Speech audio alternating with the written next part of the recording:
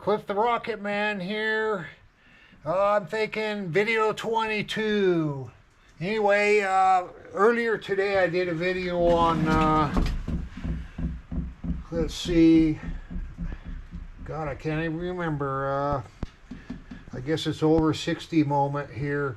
Anyway, I was showing you my little 3 horsepower and 1 horsepower and a little Tecumseh too.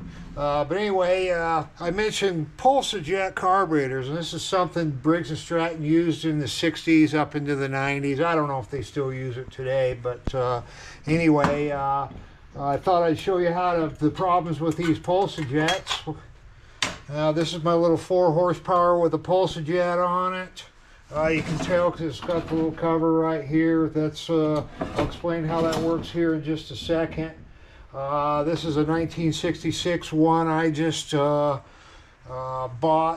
It's and painted up. I kind of did it in a different paint scheme than they usually are. I left that aluminum. Kind of a fun little project. Put some nice decals on it.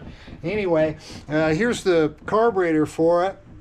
And I believe they use it from 3 horsepower to 6 horsepower, but don't quote me on that. 7 and 8 used a separate tank and a updraft carburetor, so they're a little different. They're more like a lawnmower carburetor, so to speak. But anyway, here's the cover. And say if you have, I jumped ahead here, you can prime it and it'll start and then dies. More than likely there's a problem under this cover or with the 2 feed tubes. And how they work, this tube goes to the bottom of the tank, and this pump here will actually pump it up. Here, let me take the cover off here. That'll make that a little easier to understand. These warp, just sand them down with a little sandpaper on a flat surface. Light grit sandpaper here. Here's the diaphragm. These get hard. And here's a little spring that allows the diaphragm to pulse. What it does is it just takes a little vacuum.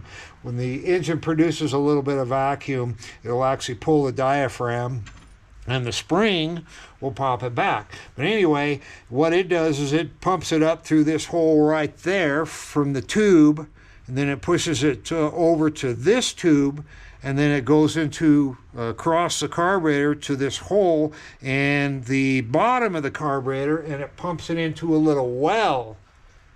And what that well does, the well holds the gas there, and then it pumps it. The engine, being closer to the carburetor, can draw fuel through this tube from there.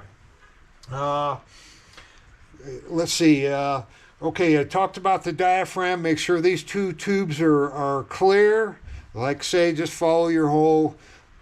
You can blow it out there, then this tube is good. That one's a little harder. Now what it does there, now that the fuel's in the well, the engine draws it up through a jet here, and I'll show you that. Okay, there's your needle that adjusts your fuel mixture. And then here, it's just a little 1/2-inch nut. And if you look down in here, I'll pull it out, there's a small jet. Make sure this jet's clean. This generally doesn't give you any trouble because it's above above the fuel. In other words, fuel runs back out of this. If an engine's been sitting around for a long time, it'll generally plug this tube up, or the gas tank will be full of crud, rust, seen all kinds of different things. Anyway, there's your little jet. But check this. And that's how it meters, by the needle going further or pulling out from the jet. It adds or subtracts fuel. So anyway, then if you look down in the carburetor, it actually feeds the fuel into the airstream that's coming from the carburetor, going through the carburetor, I should say. There's the choke right there. That's probably the biggest problem with these. Someday I may do a video on how to adjust the points on these, clean them, and put a new capacitor in these. You have to pull the flywheel to do that.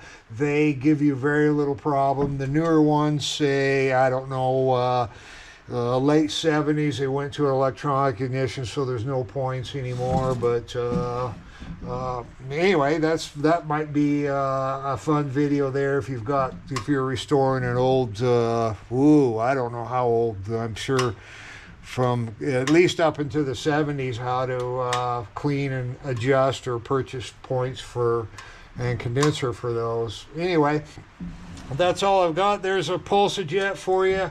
Thanks for watching. Have fun. And Cliff out.